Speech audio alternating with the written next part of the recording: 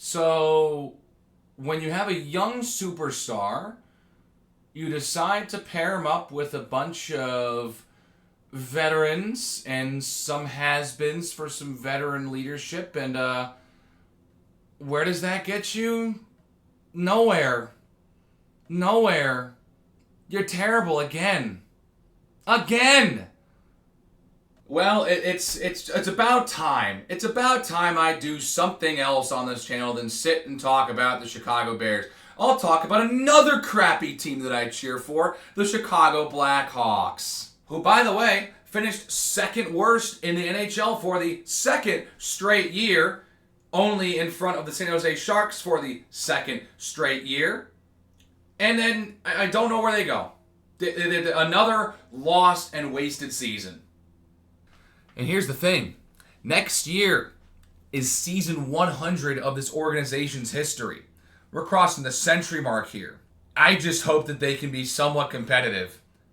Because if they play like this again next year, it's going to be a travesty how terrible the 100th season of Blackhawks hockey is. It'd be a total, and it would encapsulate the history of this franchise very well. Because, what do you mean by that? What do you mean by that? They just won 3 cups in 6 years. Yeah, outside of that, you have that nice spurt in 6 years where they won 3 cups, got everything they could out of that core, and then some. They've won 3 cups out of that in the other that'd be 94 years. And before those 3 cups, they won a cup in almost 50 years. So I mean, we're back into the basement. We have been now for a couple of years now. We're already closing in on a decade since the last Hawks championship. Let that sink in. It's already been 10 years. This team hasn't made the playoffs since 2020, and even then, they were gifted a playoff berth because they expanded the format. They finished last in the Central that year, but got the final spot to beat into the dance, and they beat the Oilers in the qualifying round to actually get to the first round of the 2020 Stanley Cup playoffs, in which they were promptly beaten to a pulp by the Vegas Golden Knights. They stole a game. Corey Crawford stole a game in that series, but that's it. That's it since then. Since that season, I made a video for every single Hawks game for the next 2 years in 2021 and in the 2021-22 season. I have not done that for the last couple of years because the Hawks have been terrible. They have been terrible. That's part of it. More so because my schedule is kind of busy. For then, it was a lot of school, and I was catching up a lot when I did the full 82-game season. I didn't finish uploading all those videos till July or August that year. I mean, we were 2 months away from the start of the next season by the time I uploaded their final video of the year. So it was more a time thing, and I knew myself I was not going to be on top of it enough to do every single game. And I've just neglected to talk about it at all in the last couple of years. So now you're getting me. Now you're getting that. Now you're getting a Hawks video. Since we last talked, obviously you can see I got a new jersey. It's the first road jersey I've earned for any of my favorite teams. It's a Connor Bedard jersey. You know, the phenom that the Hawks were gifted after winning the draft lottery. They took him. He's not been a bad player. He's been a good player. He has no help around him. Absolutely no help. And despite all that, this season, he played all 82 games and scored 23 goals, 44 assists, 67 points. That led the team. The guy is 19 years old, and he's leading the team in points. I mean, that's kind of all you have to say, right?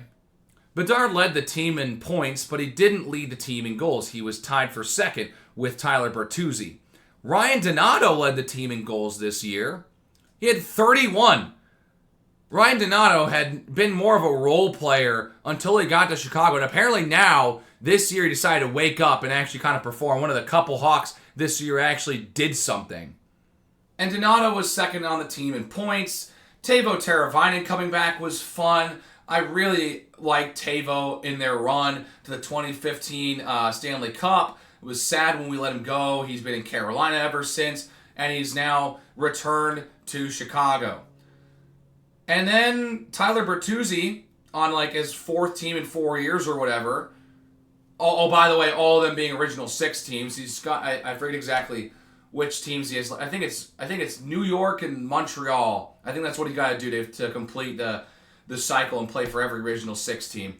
Regardless, Tyler Bertuzzi was supposed to come in and be like a really nice help for Connor Bedard, and he kind of just disappeared for parts of the year. He had a couple moments where he played really well, but he just disappeared for parts of the season, and that's not exactly what we were looking for when we signed him. And then you have Nick Foligno, the captain. I mean, look, the reason he's the captain is he's a veteran. He's not going to wow you a ton. He'll get some dirty goals. He's not the worst player on the team by any measure, but he'll be there. He won't do a ton, but he's there as veteran leadership. And I think that there is something to be said about the fact that he's willing to play with anyone. And with the roster turnover this team has had over the last year or two, it's really important with the amount of guys they're calling up from the Ice Hogs, the amount of guys who are getting hurt. He's got to play with so many different players. I do respect that, but again, he didn't have a great season. He did score like 15 goals, but nothing too crazy. But, maybe it's more of a locker room thing is why he's a captain. And here's a couple other things. Frank Nazar played well this year. He played for a little bit more than half of the games. He scored 12 goals, but you could tell him and Bedard playing on the top line. You could tell the two of them had some sort of chemistry and were starting to build something towards the end of the year. And Frank Nazar really started to kind of find his stride as we kind of got farther and farther into the season. So, I think he'll be a great piece next year. He's young, he's fast, he's hungry. I think he'll be a great piece for the future, and I think this guy's going to be electric. And that's about where the compliments end. That defense has been terrible for years now. They spent all this money to get Seth Jones, who at the time, a lot of people were trashing at the time and trashed the entire time he's been here. I didn't think it was the worst. I thought the contract was bad, but I thought Seth Jones was a good defensive piece for the team when they signed him. As time has gone on, the more and more you start to understand why it was such a bad deal. Seth Jones, he just didn't fit well in this system. This was not the team for Seth Jones. And they traded him away at the trade deadline. And what I think is a really, really good trade. They traded away Seth Jones, who they spent all this money on, and they just got to get him out of the locker room. Got to find a way to get some piece. They trade him to the Florida Panthers, the reigning Stanley Cup champion Florida Panthers, in exchange for a couple of things. And Spencer Knight, the young prospect goaltender for the Panthers, they are willing to part ways with him while Bobrovsky continues to dominate and put the Panthers in position to win some more Stanley Cups. We get Spencer Knight, we get the young goaltender, and he plays really well in his first couple games. Just watching Spencer Knight play has made me feel so much better about the future of this franchise. I don't know about you guys, but I feel so much better knowing Spencer Knight going into next season will be our starting goaltender. The guy has come through in a couple of big, big situations in games. Of course, by the time they got him, they were already out of the playoff race and everything. So, he was playing some meaningless games, whatever. But, the guy at least was able to make some saves, wow you a little bit. He wasn't letting everything go in. Now, there were a couple games that he didn't probably play his best, but that happens to all goaltenders. And I'm not ready to, right the ship, part ways with Spencer Knight, especially when we got rid of Seth Jones. I think that trade's a massive win right now, especially if Spencer Knight can develop into a really, really good goaltender. Now, the question that I do have is, what do they do with the backup position? Arvid Soderblom was the backup. He played much better this year than he did last year. Last year, he was Swiss cheese. The guy couldn't stop anything. If he's starting in the net, it was pretty much a guaranteed loss. He played much better this year. Kept the team in some games. I'd be interested to see if that's the goalie tandem going into next year. But there's a recent development. Now, to be fair, I'm getting to this video a little late. It's mid-May now. This Hawk season's been done for about a month now, which I probably should have gotten on it a little bit sooner, but this kind of brings up a good point now. In 2 days, the Rockford IceHawks, the minor league affiliate for the Chicago Blackhawks, will be playing in Game 5 of their divisional semifinals in the Calder Cup playoffs. In the first round, they swept aside their biggest rival, the Chicago Wolves, in 2 games. Really nicely done. Very, very nice. Artem Levshinov, I'll get to him in a little bit, had an overtime winner in that series, and then they dominated Game 2. And then they play the Milwaukee Admirals in the second round, and they dominate on the road for 2 games. They win in overtime again. If I am not mistaken, if I remember correctly, I think it might have been Kevin Korchinski, another defender who we'll talk about in a minute, who got that overtime winner. If it wasn't him, he did assist on it. But regardless, 2 big defensive prospects being integral parts of 2 overtime winners for the Rockford IceHawks. They're now about to play Game 5 after, the Admirals tied up the series with 2 road wins in Rockford. But Drew Commesso, the goaltender for the IceHawks, he's been a story. He's played pretty well this postseason, so I'd be interested to see if Drew Commesso can challenge Soderblom for that backup role, or if he stays in Rockford and comes through if one of the 2 starters gets hurt. If I remember correctly, he had 1 start this season, and it was not really that good. He played against the Devils. It wasn't a pretty showing. So we'll see if the performance that he's having here in the Calder Cup playoffs can sway the team into maybe giving him the backup spot going into next year, or if he can kind of move up if someone gets hurt. But I'd be interested to see. And I think this is where I want to talk about the future of the team. Because while the defense was really, really bad this season, Alex Vlasic, really the only bright spot at all. Kind of a nice young guy out there making some plays every now and then. I mean, he's probably the best defender the team has, and I'm pretty sure most of you don't even know who Alex Vlasic is. Everyone just, of course, is fixated on the terrible contract we had for Seth Jones. I think this is where the hope can kind of hopefully turn up for the team. I used hope twice in the same sentence. Artem Levshinov, the 2nd overall pick, played with the IceHawks for the majority of this season. He came up toward the tail end of the year. I thought that was a really good idea. I mean, not necessarily that he only came up because the team was eliminated, but when they kind of were out of the race, I think it was a smart decision so that Levshinov can come up and get some NHL experience without the games mattering too much. Because that's all really important, especially in sports. Getting these guys chances to play at the NHL level against some NHL caliber players so they're not shell-shocked when they get the starting role in more important scenarios down the line. I think he'll probably get more into the rotation here going into next season. And same thing's going to go for Kevin Korchinski. I was honestly surprised that Korchinski spent the vast majority of this season with the IceHawks. I mean, he barely came up and played with the Hawks this year. So I think that he'll be a good piece if he gets called up from Rockford going into next season. I think it's really important that the IceHawks are in the playoffs.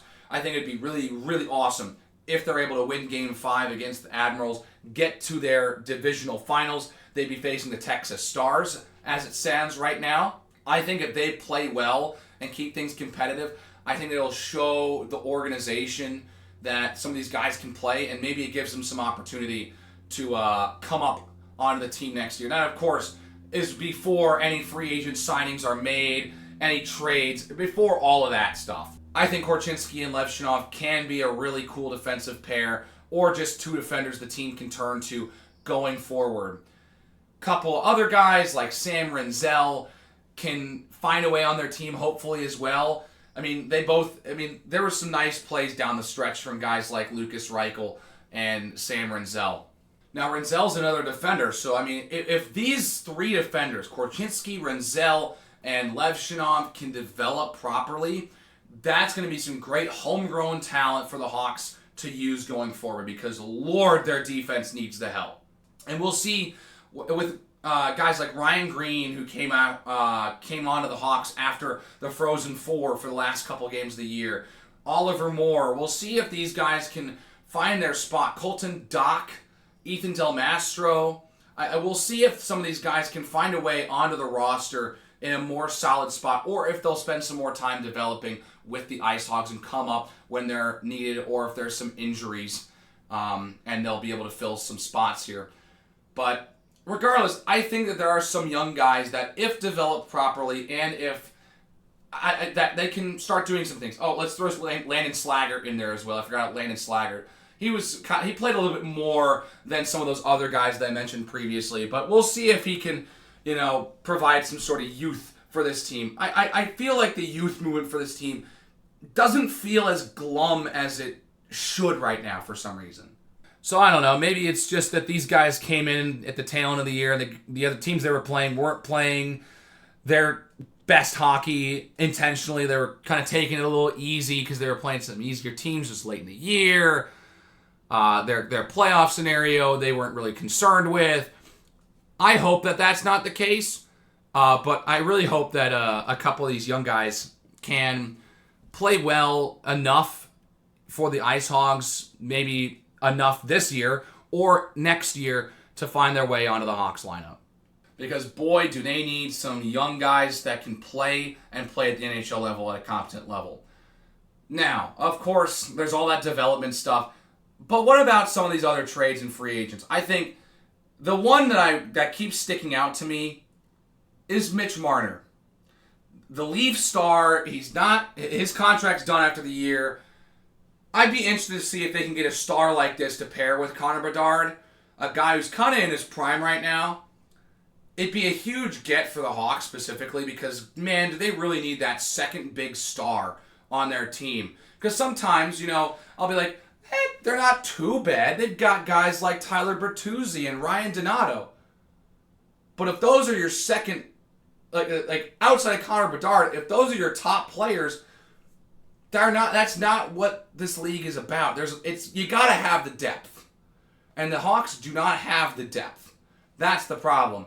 They only have the depth pieces. They don't really have the stars. They don't have the top end of a competent hockey team. So if they're able to sign a guy like Mitch Marner, John Tavares, I think, is a free agent as well. I can't think of some of the other top free agents off the top of my head right now, but if they can get some of those top free agents, kind of shell out a little bit of money here, we'll see. We'll see. It's a we'll see. There's a lot. It feels like this team could compete for a playoff spot next year, but at the same time, it feels like they're still 3 years away. Well, here's a couple more free agents that would be kind of interesting to add. Matt Duchene's been jumping around teams for a while, but he's still playing pretty well. That's the interesting thing. He's still playing pretty well, but has been kind of jumping around teams for a while. Mikael Granlund from the Wild, unrestricted free agent. He'd be kind of good. Nikolai Ehlers. He's a good piece for that Jets team that just won the President's Trophy. Patrick Kane. Do we have a reunion with Showtime? I don't know if it's going to happen, but, we'll see. I think for Kane to come back, they'd have to bring someone else that he'd want to play with. I think that's got to be the case. Because that's the reason why he left. Look at the teams he went to. He went to the Rangers because he wanted to go play with Panarin, a guy that the Hawks traded away, and then went to Detroit because he wanted to play with Alex DeBrincat, another guy the Hawks traded away. Anyways, we'll see what happens. Because Ryan Donato is also an unrestricted free agent, so you got an interesting dilemma. Maybe do you decide to bring back a guy who just scored 30 goals, but it's almost looking like an outlier in a career year? Do you want to see if you can try and trade him away and get a team to give you a little bit more than probably Ryan Donato's actually worth? It's going to be interesting to see if they just let him walk. But regardless, they got to do something in free agency. They got to make a big splash if they want to compete next year in their 100th season. I think it's weird because it feels like, again, they could compete next year if everything goes right. They get a couple good free agents, that the guys that are developing in Rockford come up and play well. They could compete. I don't think they can make the playoffs next year. That's a long shot if they get in. They're probably the second wild card team, maybe the first wild card team. The Central Division has remained tough as balls in the last couple of years. The Central Division has been tough for years and years. Pretty much since they've gone back to the 4-division system, the Central Division has been really tough. So I think if they're going to make the playoffs, they're probably going to be a wild card team. Do they make the playoffs? Probably not. That's wishing for a little too much. I think everything has to go right for the Hawks for them to get back into playoff contention. You need to sign the right guys, and the guys need to develop. But I'm hoping that the guys can develop and that maybe the playoffs will come in 2 years.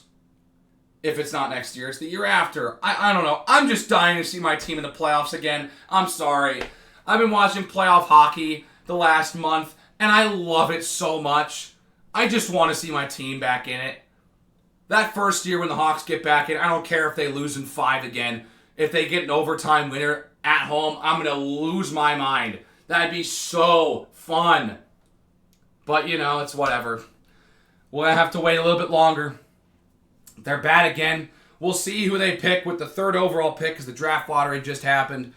They ended up dropping 1 spot because somehow the New York Islanders got the 1st overall pick, which is beyond ridiculous. And then the newly named Utah Mammoth just got the 4th overall pick after winning the 2nd lottery draw, and they're only able to move up 10 spots. So the Hawks will still pick ahead of Utah, but they get the 3rd overall pick. We'll see what happens. I don't know. It feels like they're deep in a rebuild. It feels like if everything goes right, they can be at least competitive going into March or April. But everything's going to have to go right for this team in the offseason for them to compete for a playoff spot next year. If they can, again, the offense struggled a lot this year. If they can find some true goal scorers and unlock Connor Bedard's potential, I think that's the big thing. You can find some big goal scorers, but can you help unlock Bedard's true potential and have him start scoring 30 plus a year? That's the big thing, because he scored another, 23 he scored this year. So, you got to find a way to get him some help and unlock his potential. Because the guy's young. He's got a long career ahead of him. But if the team wants to compete, they got to find a way to unlock his potential sooner rather than later. So there you have it. Some Hawks content for you guys. Finally something different than football talk and Bears talk with that depressing team. Let's talk about another depressing team in the Blackhawks, right? Anyways, I hope I can do a little bit more of this stuff this upcoming year. I've been saying it for years, and I really hope that this is the year that I can kind of put some things together. I don't know. Again, I will not guarantee game by game. I don't think that's going to happen. But I hope I can do some more periodical updates talking about the team, just in general, I guess. That would be kind of fun. But regardless, they go into the off season. We'll see what happens in the summer before they kick things back up in late September for the preseason and then October for the regular season. So that's it. Please let me know if you want to see more Hawks content. Please leave it a like. Please subscribe to the channel. And please leave a comment letting me know that you enjoy my Hawks content and want to see some more, because I gladly love to do some more hockey content. I love hockey. Hockey's a great sport, and a lot of people just push it aside and just ignore it. Hockey is a great sport when you get to it and fully understand it. It's a beautiful thing. And I wish that more people would understand that. So I would love to help grow the game of hockey and talk some more hockey with you lovely people on the internet. So yeah, that's it. Hit the like button. Hit the subscribe button. Leave a comment telling me you want to see more hockey videos. And yeah, that's it. I'll see you guys in the next one.